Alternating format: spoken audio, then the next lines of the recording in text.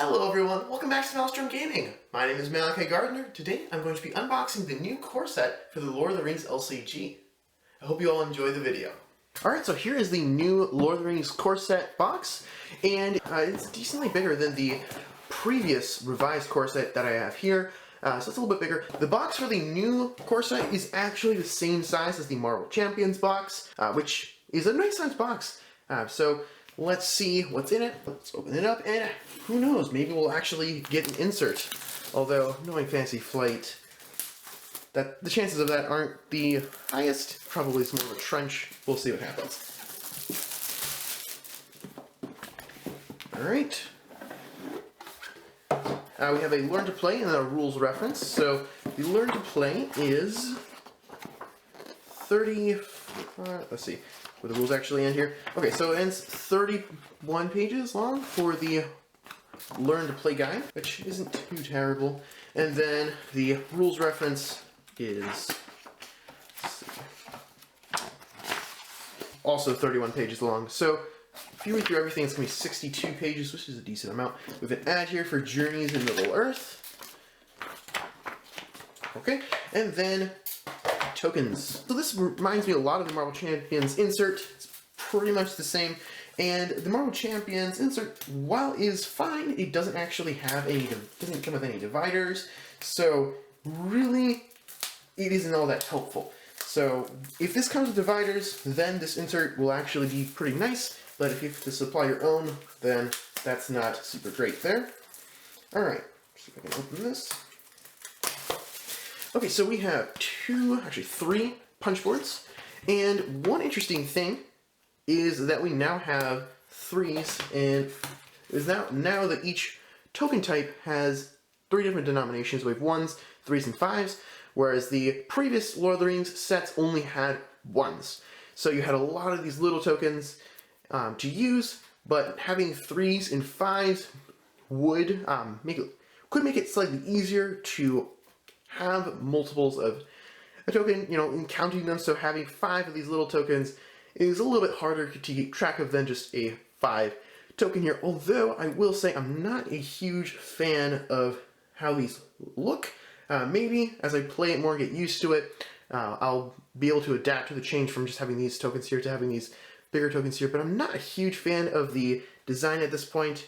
Just kind of they're really just bigger versions of the original tokens, and I don't love it right now, but again, we'll see how it is after playing it.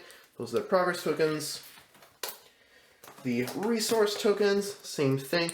The resource tokens do look better, I think, because it is just the single icon in large, whereas the progress tokens have footsteps, and when it's 2, it looked nice, but having multiple footsteps looks a little bit weirder.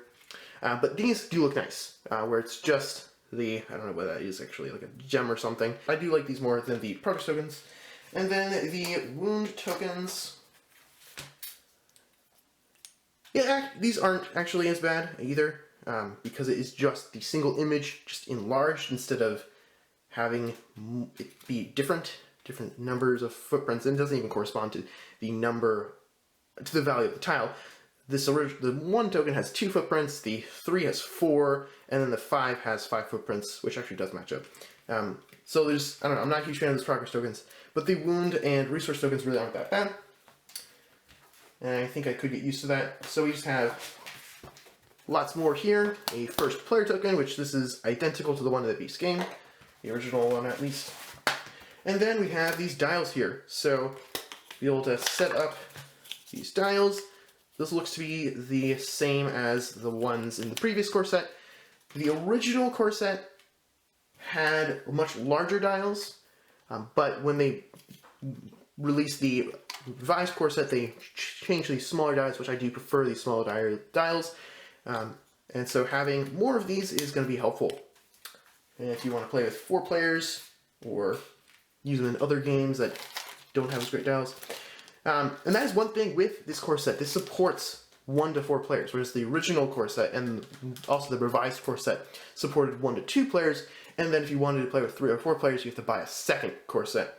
This has everything you need for 4 players, and it also will have full playsets of all of the player cards instead of you having to buy multiple core sets to complete your playsets. So these are just little connectors for the dials. And then let's get into the meat of this boxing, which is the cards. So we have a couple decks here, 4 decks, and these little insert things which are garbage. And it looks like we do not get any dividers, so this insert is better than the trench inserts that Fantasy Flight has been doing for a while, but really not that great. Alright, so clean this up a bit. Making a mess here. Alright, so we have these cards here, and these are going to be the same cards that were in the original core set, except full playsets of them, and then there are a couple of new campaign cards, which will be cool. And if you would like to play through the campaign, you do not actually need to buy this new core set, because all of the new campaign cards will be released as PDFs on Fantasy Flight's website at some point in the future. I don't know when that's going to happen, but I'm sure it'll happen in a timely manner, and then you will be able to play through the core set as a campaign, even if you don't want to spend the $70 to buy this core set. Alright, so this is one cool thing right here. The core set originally had 1 copy of this Brock Iron Fist here, but now there's 3, so if you wanted to run a full playset, you do not have to go out and buy 2 additional core sets. You can just play it. Common Cause is another card that I believe only had 1 copy of, so now you're able to play that. Alright, so yeah, this will be very nice to have full playsets of every card in the game.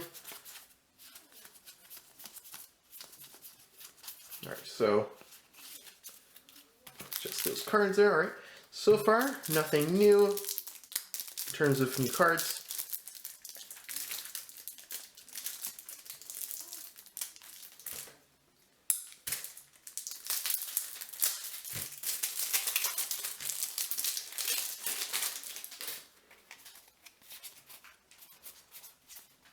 Thicket of Spears, and I think Swift Strike also did not have full playsets originally.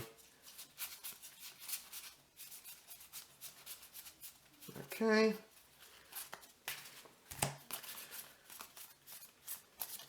What do you think of Fantasy Flight re-releasing older content for Lord of the Rings?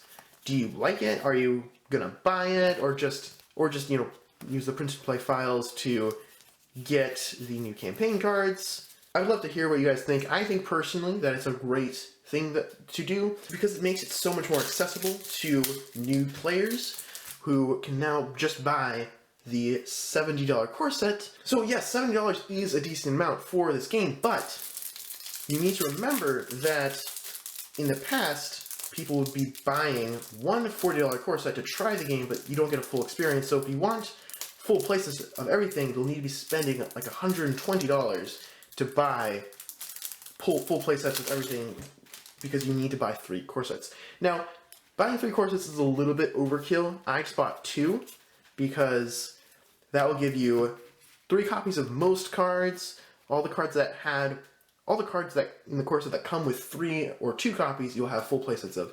And then all the cards that only came with 1 copy, you'll have 2 copies of, which is not ideal, but really buying that 3rd core set will only give you full playsets of a couple of additional cards, just the ones that had 1 copy of in each core set. So I don't really think that's worth it. But even if you just bought 2 core sets, that's still $80, and you're really just going to need to throw away a lot of the extra stuff you buy, because you don't need 6 copies of Forest Snare, or I actually remember some of the cards that came with 3 copies of them. You don't need 3 copies of those cards. Okay, so we have 1, 2, 3, 4, 5, 6, 7, 8 Gandalfs here. So each deck can put 2 Gandalfs. Can have 2 Gandalfs if you're running 4 players, or full playsets if you're running with 2. So anyway, that is really something that I appreciate a lot with this. It is cheaper to get into if you want to get full play sets of everything. It's cheaper than it used to be, and you get these new campaign cards, which I'll look at in just a bit, that adds additional content to the game.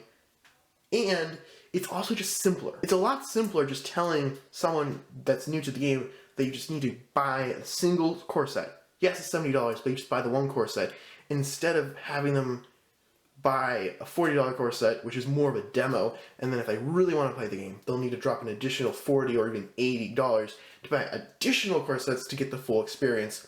This is so much easier for new people to get into, and so I think that's just a really great thing. Alright, now, enough of that. Let's get into these new campaign cards here. Now, look at this art here. We've actually seen this before.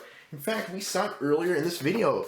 It's actually part of the box art for Journeys in Middle-earth. The box looks really cool for Journeys in Middle-earth, and so reusing that art is not a bad thing, but it is just a little bit strange. So I know that like Journeys in Middle-earth did take art from the Lord of the Rings LCG to their game, but now it's just coming full circle, and the Lord of the Rings LCG is taking Journeys in Middle-earth art and putting it into this game. If you have good Lord of the Rings art, and you have multiple Lord of the Rings games, why not just put it in both? Because if it's good, then you may as well do that, right? It's cheaper. So first off, we have Mender Support. It is a boon event that costs 0 resources and says only one copy of Mendor Support can be played each round. And as an action, Mendor gets +2 willpower, attack, and defense until the end of the round. So Mendor is an ally that you'll get. I'm sure he's somewhere around here, and that'll buff him up on a turn-by-turn basis. Then we have Valor, which is again is also from the box art of Journeys in Middle-earth. It's a boon condition attachment that costs 0, permanent, limit 1 per hero, and then as a response, after attached hero is declared an attacker, exhaust Valor to heal 1 damage from attacked hero and deal 1 damage to the defending enemy. This is a really good card. This is very helpful. Dealing an extra damage on your attack and healing yourself 1 wound on each attack. Appointed by Fate. Alright, and so this art here is from the box art for the new core set, and I think it looks great. With Gandalf fighting against the spiders and orcs there, I think it's really neat. It's another boon attachment, costs 0, and it says attached hero collects 1 additional resource during each resource phase. That's very good. Yeah, that is very powerful, being able to get additional resources for free. Alright, so now we have the enemy cards for the encounter sets. Alright, so now we have the final deck here, which has more of the encounter cards that we all know and love. Alright, let's see if we can find some more new stuff. Alright, here we go. Alright, we have Mendor here. He has 1 willpower, attack, and defense, 3 health, and he is a objective ally. Sylvan Scout. Range. The first player gains control of Mendor. Response after quest card is defeated. Ready Mendor. Then each player draws 1 card. If Mendor leaves play, remove him from the game. Okay, so that's cool. Yeah, so an extra ally. I always like it when the scenarios give you an ally that the first player controls and you pass it along, although if you're playing solo, you always have it. It's just nice having a little bit of a boost there. Allows the scenario to throw more at you without it being too overwhelming. Then we have some burdens here. So we have some enemies. Alright. Ungoliant's Swarm has 3 willpower, 2 attack, and 2 defense, and 5 health. That's a pretty beefy enemy. Not like overwhelmingly so, but it's a decent amount extra here. Forced. After Ungoliant's Swarm engages a player, that player must choose and exhaust 2 characters they control. Oh wow, that does stink. That is a big thing there. Yeah, so that's not a fun enemy to be fighting against, I'm sure. And then as a shadow effect, put Ungoliant's Swarm into play, engage with you. I do not like shadow effects that will put enemies into play. It's always difficult. Alright, Lingering Venom. Treachery Burden, Surge. When revealed, each player must choose either exhaust each damaged character you control, or deal 2 damage to the hero with the most damage on it. Oh wow. Either one of those options is terrible, so choose wisely. Alright, Scarred. Alright, so is an objective burden permanent? Limit one per hero. Forced. After a character you control is destroyed, raise your threat by 1. That's not good, and we have 4 copies of those. Alright, so then some of the quest cards, and then the campaign cards for each scenario. So, passes through Mirkwood, you are playing campaign mode, set Mendor into play. If Mendor leaves play, the players lose the game. And then some resolution stuff on the back there. Okay. Journey along the Anduin. You're playing campaign mode. Set Mendor into play. Set each copy of Valor and Scarred aside. Set out of play. Response: after a hill troll is defeated, each player attaches 1 set-aside copy of Valor to a hero they control, if able. After a character is destroyed by a hill troll, each player attaches 1 set-aside copy of Scarred to a hero they control. Limit once per game. Alright, if Mender leaves play, the players lose the game. So, this is interesting, just adding in, if you kill a troll, then you have Valor, and so then you'll be able to do the extra damage and heal yourself on attacks, which is great. But if you are destroyed, then you have to scar another hero you have, which is not very fun. And then, again, some resolution text there. Alright, escape from Dol Guldur. You are playing campaign mode. Set up, put Mendor into play. Attach Appointed by Fate to a hero of the first player's choice. Forced. When a hero would be randomly selected to be a prisoner, the prisoner from the campaign log is selected instead. Each card attached to that hero is turned face down until the hero is rescued. Mendor is captured as well. Place Mendor face down next to the prisoner. This does not cause him to leave play. Flip this card over. Response: after the first objective is claimed, flip Mendor face up and place 1 damage token on him. And then some resolution effects there. Okay, so really, there are 1, 2, 3, 4, 5, 6, 7, 8, 9, 10. Alright, so there are 19 different cards that are actually like new to the game. So if you already own the game and you're thinking of picking this up, I probably wouldn't recommend it because you're spending $70 for 19 cards. If you only have 1 copy of the core set and are wanting to get 2 other copies to get full playsets of everything, this will cost you $10 less and you get these extra 19 cards, because getting 2 additional core sets would cost you like $80 or so. So if you only have 1 copy of the core set, then I could see picking this up. But if you don't have any core sets and you want to get into Lord of the Rings, this is the thing to buy. This has full playsets of all the cards from the core set, so you won't need to buy additional copies of the core set, and you'll also get these additional 19 cards here, which will enhance your gameplay because you'll be able to play in a campaign, which is just great. And so yeah, this is definitely something that I would recommend to a new player wanting to get into the game, or if you want to play 3 or 4 players, this is also the thing to buy because the core set only supports 1 or 2 players, so you need to pay for 2 of them in order to play with 3 or 4 players, whereas this one, out of the box, you can play with 3 or 4 players, which is great. So yeah, I'm looking forward to playing through this. In fact, I am planning on releasing a full playthrough of the entire campaign over the coming weeks, and so you can look forward to seeing me play through these very familiar scenarios that if you are a Lord of the Rings veteran player, you will have played these scenarios many, many times, but have you played them as a campaign? So that'll be fun to do on the channel, and so you all can look forward to that. And I'll probably just be playing with core set player cards so that I can see the authentic experience buying this new core set and playing through the campaign out of the box without any additional adventure packs. But yeah, so that'll be really fun. And if you have any deck ideas you'd like to see me play, feel free to post in the comments below, just detailing what you'd like me to play with, and maybe I'll run that deck. I hope this video was helpful to you, and I hope you all are as excited as I am to try this new campaign mode, and I hope that you all have a wonderful day, and until next time when I start my playthrough of this campaign, happy gaming.